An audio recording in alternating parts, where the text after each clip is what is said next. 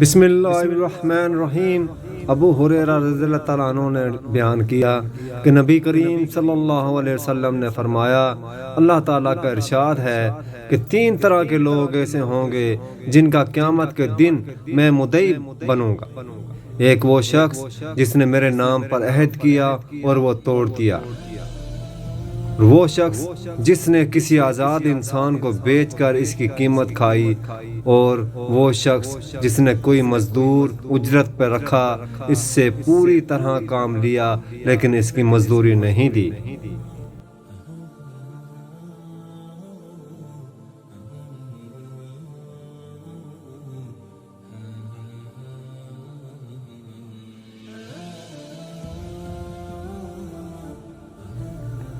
بسم اللہ الرحمن الرحیم۔ نبی کریم صلی اللہ علیہ وسلم نے ارشاد فرمایا، جہنم سے بچنے کا انتظام کیجیے۔